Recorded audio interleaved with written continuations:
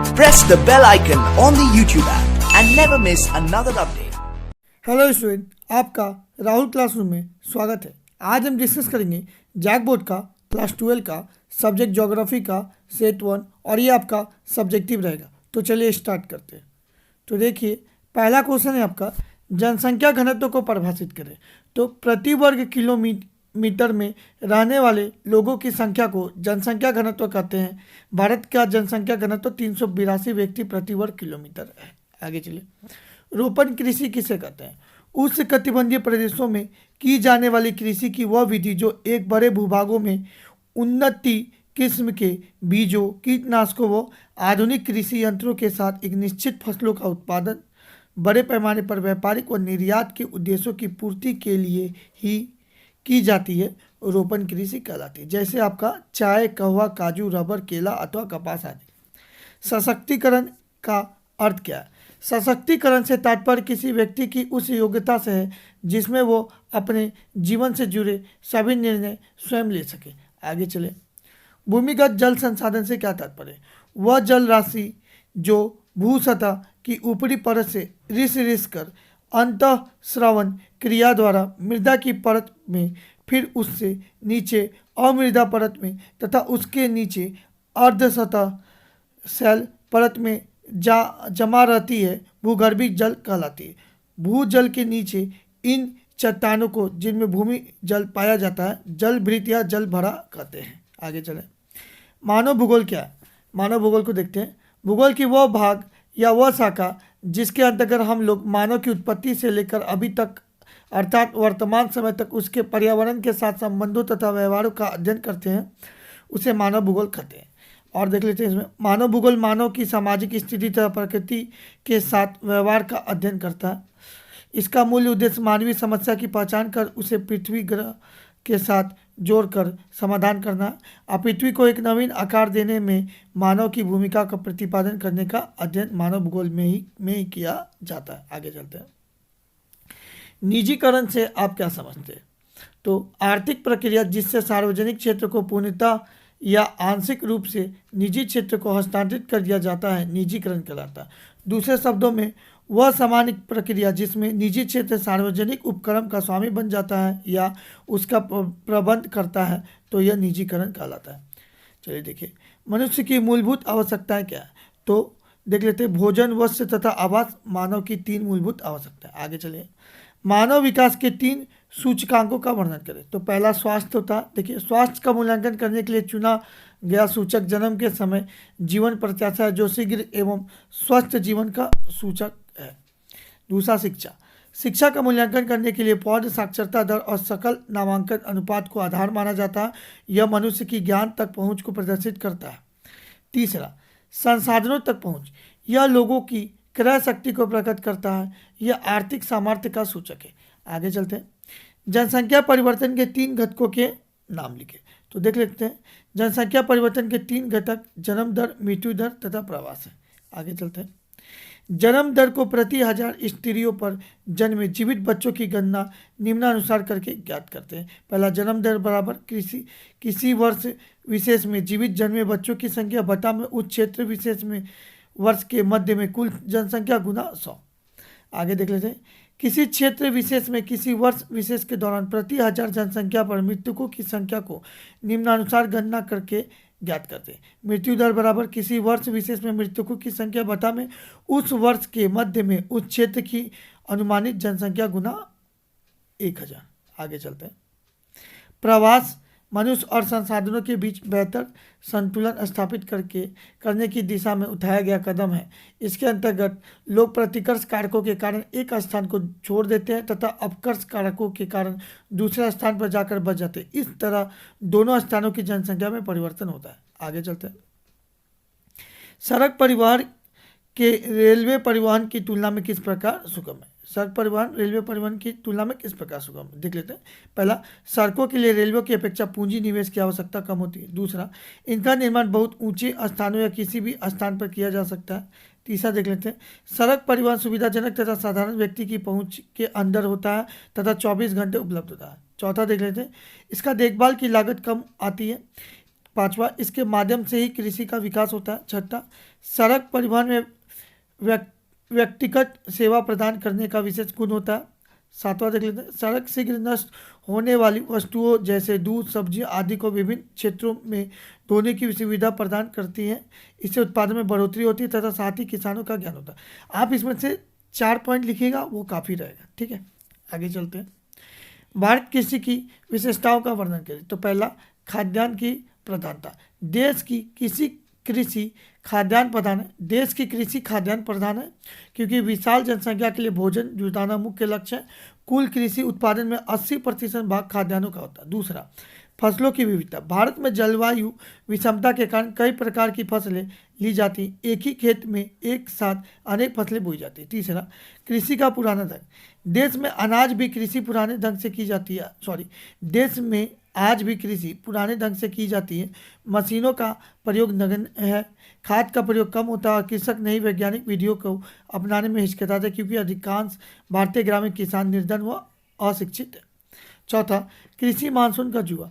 भारतीय कृषि पूर्णतः मानसून जलवायु पर आधारित है। मानसून की अनिश्चितता के कारण कृषि प्रभावित होती है। हमारे देश की जलवायु व मिट्टी वर्ष भर कृषि कार्य के लिए उपयुक्त है, लेकिन वर्षा न होने पर एक ही फसल मिलना कठिन हो जाता है। पांचवा देख लीजिए, कृषि जोत का छोटा आकार। भारत में कृषि जोत या खेतों का आकार छोटा है। देश में कृषि योग्य भूमि भौतिक, पारिवारिक, आर्थिक, सामाजिक आदि कारणों से छोटे छोटे खेतों में बटी हुई है। इस पर आधुनिक ढंग से कृषि करना कठिन है। आगे चल रहे हैं। भूमि निम्नीकरण को कम करने के उपाय सुझाइए। किसानों को रासायनिक पदार्थों का प्रयोग करने के लिए प्रशिक्षण देकर भूमि के प्रदूषण को काफ़ी हद तक कम किया जा सकता है। उदाहरणतया DDT तथा अन्य हानिकारक तत्वों पर तुरंत प्रतिबंध लगा देना चाहिए। कई देशों में ऐसा किया भी जा चुका। आगे देख लेते हैं। नगरीय एवं औद्योगिक अपशिष्ट जल को साफ करके सिंचाई के लिए प्रयोग किया जा सकता है और अपशिष्ट जल से होने वाले प्रदूषण को कम किया जा सकता है। देख लेते हैं आगे। गली सड़ी सब्जियां व फलों, पत्तों तथा पशुओं व मानवीय मल मूत्रों को उचित प्रौद्योगिकी द्वारा बहुमूल्य खाद में परिवर्तन करके लाभ उठाया जा सकता है। आगे चलते हैं। गंदी बस्तियों में रहने वाले लोगों को सुलभ शौचालय की सुविधा उपलब्ध करवाई जानी चाहिए। ठीक है, आगे देख लेते हैं। प्लास्टिक की थैलियों की जगह पर कागज की थैलियों का प्रयोग किया जाना चाहिए। प्लास्टिक की थैलियों पर प्रभावी रूप से तुरंत प्रतिबंध लगाया जाना चाहिए। आगे चलते हैं। ग्रामीण बस्तियों का आकृति के आधार पर प्रतिरूप बताए तो देख लेते हैं।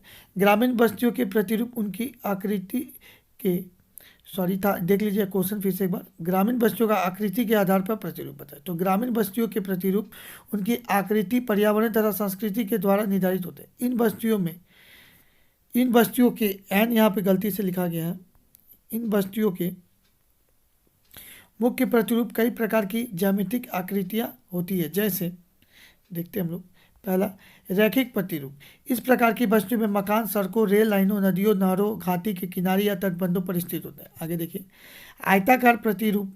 ग्रामीण बस्तियों का यह प्रतिरूप समतल क्षेत्रों अथवा चौड़ी अंतरा पर्वतीय घाटियों पर पाया जाता है। इसमें सड़क आयताकार होती है जो एक दूसरे को समकोण पर काटती है। आगे देख लेते हैं।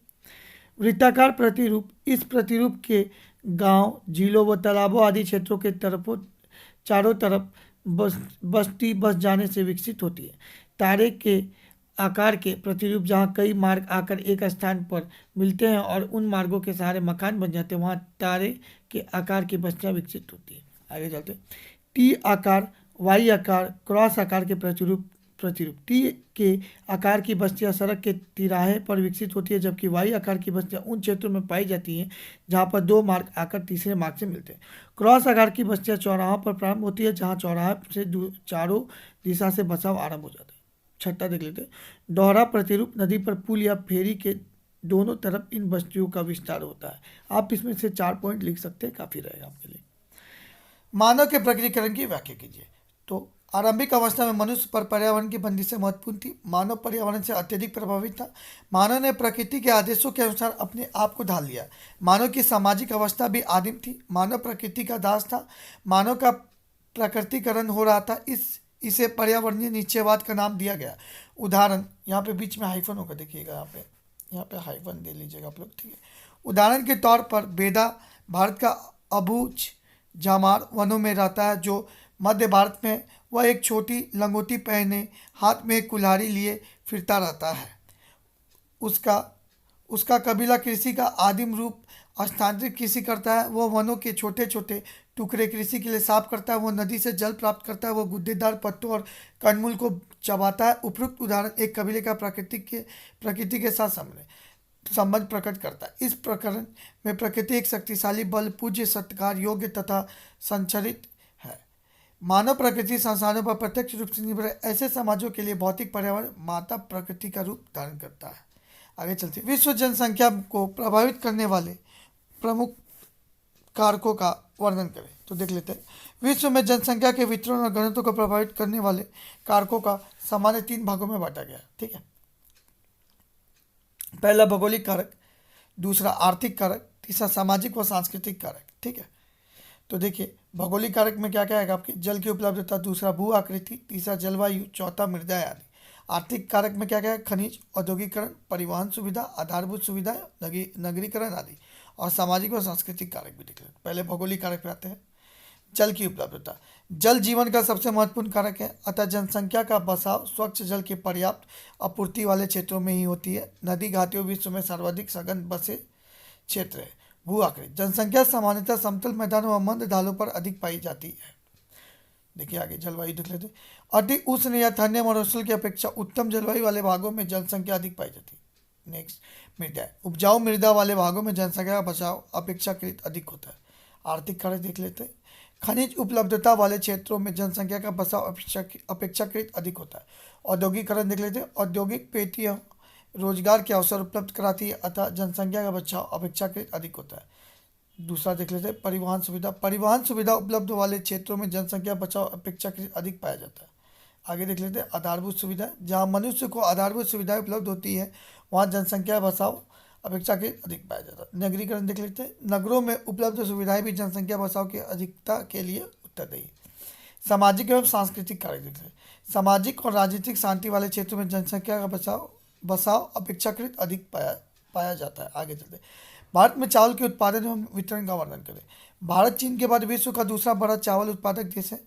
चावल की खेती भारत की कुल कृषि भूमि के 1/4 भाग में की जाती है। यह देश के 3/4 भागों का प्रमुख खाद्यान्न है। चावल उष्ण एवं आर्द्र जलवायु की फसलें। इसे बोते समय 20 डिग्री सेल्सियस ग्रेड तथा पकते समय 27 डिग्री सेल्सियस ग्रेड तापमान आवश्यक है। चावल के खेत में कई महीने तक पानी भरा रहना आवश्यक है। इसकी खेती के लिए 75 से 200 सेंटीमीटर वर्षा आदर्श है। कम वर्षा वाले क्षेत्रों में सिंचाई की आवश्यकता रहती है। चावल की खेती के लिए केवाल या चिकनी मिट्टी उपयुक्त होती है। पहाड़ी ढालों पर सीढ़ीनुमा खेत बनाकर चावल की खेती होती है। चावल की रोपनी, कटाई और चावल की तैयारी में अधिक मानव श्रम की आवश्यकता होती है। जहाँ ये दशाएं उपलब्ध है वहाँ चावल की गहन कृषि की जाती है। चावल की खेती भारत में प्रायः सभी भागों में की जाती है, परंतु इसका प्रधान उत्पादक क्षेत्र देश का पूर्वी भाग है। गंगा का मध्यवर्ती या निचला मैदान, असम घाटी तथा पूर्वी तटीय प्रदेश और डेल्टा में धान की खेती बड़े पैमाने पर की जाती है। ठीक है। देश का 90% चावल पश्चिम बंगाल, उत्तर प्रदेश, देश का 90% चावल पश्चिम बंगाल, आंध्र प्रदेश, बिहार, उत्तर प्रदेश, महाराष्ट्र, तमिलनाडु, उड़ीसा, असम, केरल, कर्नाटक, मध्य प्रदेश, छत्तीसगढ़ से प्राप्त होता है। इन सभी क्षेत्रों में चावल उत्पादन की उपयुक्त भौगोलिक दशाएं पाई जाती है। आगे देख लेते हैं। भारत में सिंचाई की आवश्यकता क्यों है? सिंचाई के स्रोतों का वर्णन करें। देखते हैं। पहला, भारत में जल का प्रमुख उपयोग सिंचाई के रूप में किया जाता है। भारत का अधिकतर भाग उष्ण कटिबंधीय और उपोष्ण कटिबंध में स्थित है।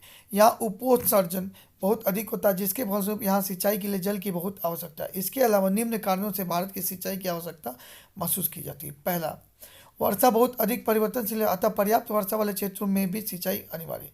दूसरा, वर्षा बहुत अनिश्चित है, इसका आगमन और निवर्तन ही अनिश्चित नहीं है, अपितु इसकी निरंतर लय और गहनता भी निश्चित नहीं है, इसलिए कृषि की सुरक्षा केवल सिंचाई से ही मिल सकती है। तीसरा, वर्षा का कालिक वितरण भी बहुत असमान है। देश के अधिकतर भागों में शीत और ग्रीष्म ऋतुएं शुष्क रहती है, अतः सिंचाई के बिना कृषि संभव नहीं है। चौथा, वर्षा का वितरण बहुत असमान है। देश के कई भागों में सारे साल वर्षा होती है। ऐसी स्थिति में यह भाग पूर्ण रूप से सिंचाई पर निर्भर रहते हैं। सारे साल वर्षा नहीं होती, माफ करिएगा, सारे साल वर्षा नहीं होती है। ऐसी स्थिति में यह भाग पूर्ण रूप से सिंचाई पर निर्भर होता है। पांचवा पॉइंट देख लेते हैं। कुछ फसलें ऐसी होती है जिसमें पानी की आवश्यकता अधिक रहती है, जैसे चावल, गन्ना, जूट, अतः यह आवश्यक सिंचाई के द्वारा ही पूर्ण हो सकते हैं। छठा देखिए, भारत में वर्धन काल पूरे वर्ष रहता है, अर्थात सिंचाई की सुविधा मिलने पर वर्ष में एक से अधिक फसलें की जाती है। सातवां, असिंचित क्षेत्रों की तुलना में सिंचित क्षेत्रों की उत्पादकता अधिक होती है, अतः सिंचाई से फसलों का उत्पादन तथा उत्पादकता बढ़ाई जा सकती है। अब भारत में सिंचाई के प्रमुख साधन है, पहला नहरें, दूसरा कुएं, तीसरा नलकूप, चौथा तालाब। अंतर्राष्ट्रीय व्यापार किसी राष्ट्र के विकास का मापदंड होता है, व्याख्या करें, देख लीजिए। तो अंतर्राष्ट्रीय व्यापार किसी राष्ट्र के आर्थिक विकास का मापदंड होता है। किसी देश में कच्चे माल, विशिष्ट सेवाएं तथा तैयार वस्तुओं के अधिक होने पर वह इन्हें दूसरे देशों को निर्यात करता है। विनिर्माण हो या उत्पादन वस्तुओं के निर्यात से यह पता चलता है कि देश वस्तुओं का प्रचुर मात्रा में उत्पादन कर रहा है। इससे विदेशी मुद्रा के भंडार में वृद्धि होती है और देश का विकास होता है। अधिक विनिमय से रोजगार में वृद्धि होती है, प्रति व्यक्ति आय बढ़ती है तथा देश के संसाधनों का समुचित उपयोग होता है। अंतर्राष्ट्रीय व्यापार उत्पादन में विशिष्टीकरण का परिणाम है। कई देशों में कच्चे माल के उत्पादन की अधिकता होती उसी प्रकार अन्य देशों की तकनीकी एवं प्रौद्योगिकी क्षमता अत्यंत विकसित होती है। वे कच्चे माल का आयात करते हैं और तथा उसका वैल्यू एडिशन कर माल का दूसरे देशों को निर्यात करते हैं। इस प्रकार के अंतर्राष्ट्रीय विनिमय दोनों प्रकार के देशों लाभ प्राप्त होता है। कच्चे माल के उत्पादक देश अपने देश के प्राकृतिक एवं श्रम क्षमता का अधिक से अधिक उपयोग कर पाते हैं। दूसरी और तकनीकी क्षमता प्राप्त देश को कच्चे माल की कमी नहीं होती तथा वे अपनी कौशल एवं तकनीकी क्षमता का अधिकतम उपयोग कर पाते हैं। ये सभी क्रियाकलाप किसी देश के विकास के महत्वपूर्ण कारक है। देखिए, भारत के प्राचीन में निम्नलिखित को दर्शाइए। तो देखिए, पहला कोची है, दूसरा पारादीप है, तीसरा कोलकाता है, चौथा विशाखापट्टनम है, पांचवा मुंबई। तो देख लेते हैं। देखिए, यहाँ पे कोलकाता है आपका, दूसरा पारादीप है, यहाँ विशाखापट्टनम है तीसरा, चौथा कोची, पांचवा मुंबई। ये आपका पूरा मैप है, देख लीजिए इसको। आज के लिए इतना ही स्टूडेंट, नेक्स्ट क्लास में हम लोग आगे डिस्कस करेंगे। अगर आपको मेरी वीडियो अच्छी लगी हो तो प्लीज़ लाइक, शेयर और सब्सक्राइब करें और बेल आइकन की घंटी को दबाना ना भूलें। धन्यवाद।